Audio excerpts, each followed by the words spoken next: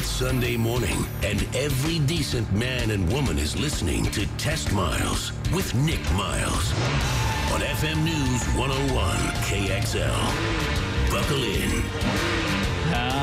That means it's time to talk cars the next 60 minutes on your weekly automotive radio experience. I'm Nick Miles. You're listening to America's Automotive Radio Show. Test Miles, locally created, nationally celebrated.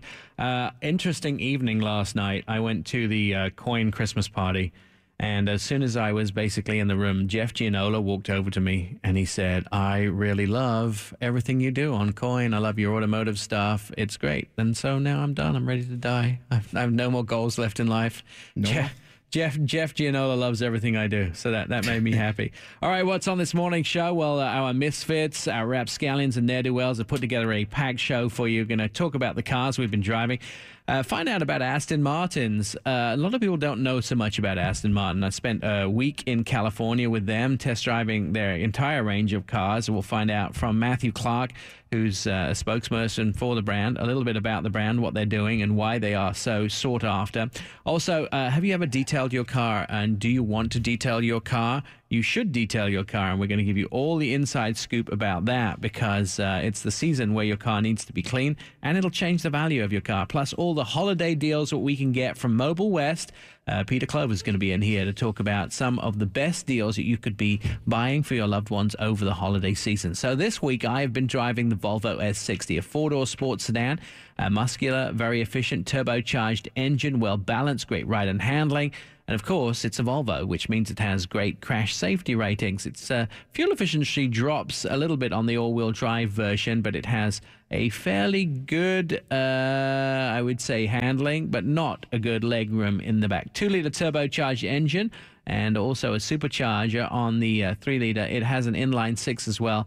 First company, I believe, that are actually doing mass productions on a turbocharger and a supercharger on the same vehicle. Between 240 and 345 in horsepower, 6-speed automatic all-wheel drive or front-wheel drive, and about 30 miles a gallon combined. You get 38 is the best fuel economy you can get. What does it go up against? BMW 3 Series, Mercedes-Benz C-Class, Audi A4, Lexus IS, Infiniti Q50, blah, blah, blah, blah, blah, blah. Lots of them.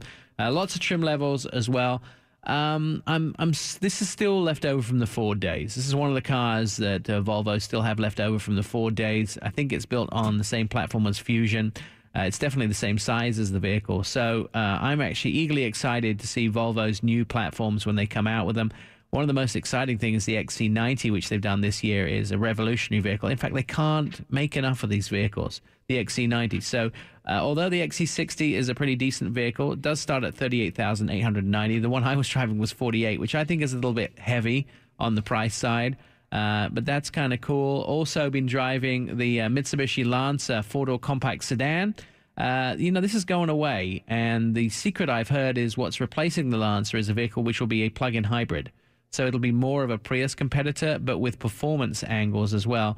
Very snappy, great driving. Of course, they have the Evo version, which is going away in the Rally, up to 237 horsepower.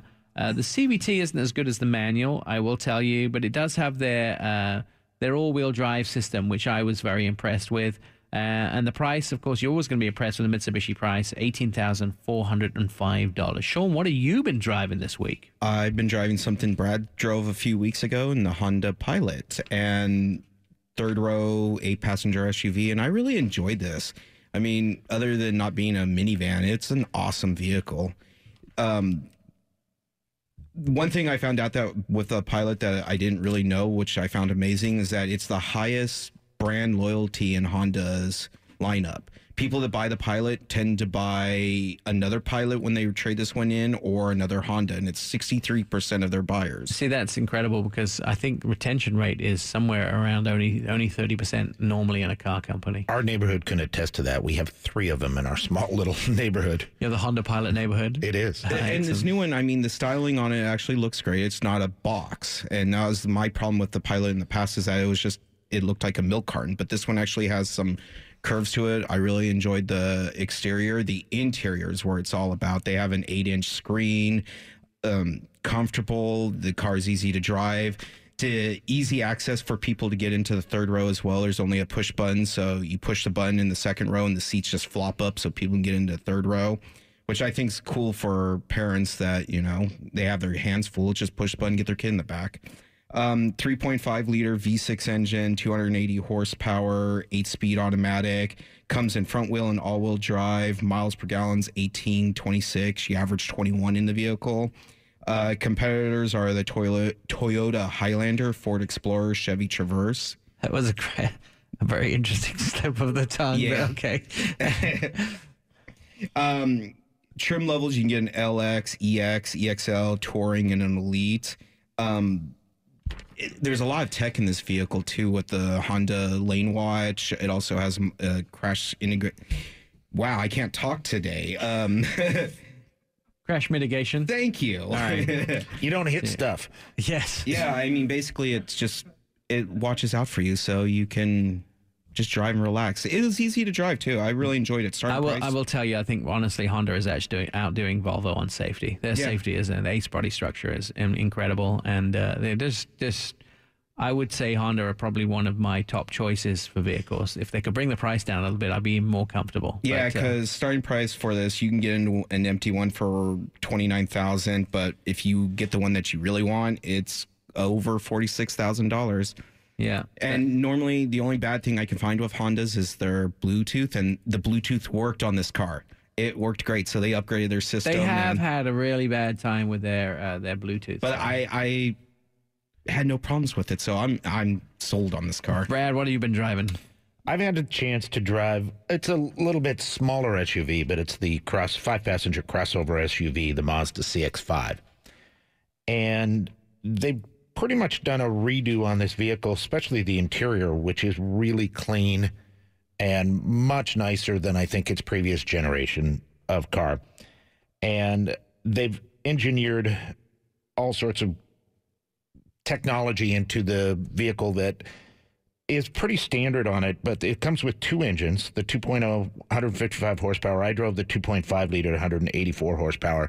And where this vehicle really shines, it's competitive in all the other areas, but I think it outshines most when you're driving the car. Right. It is really, really fun to drive.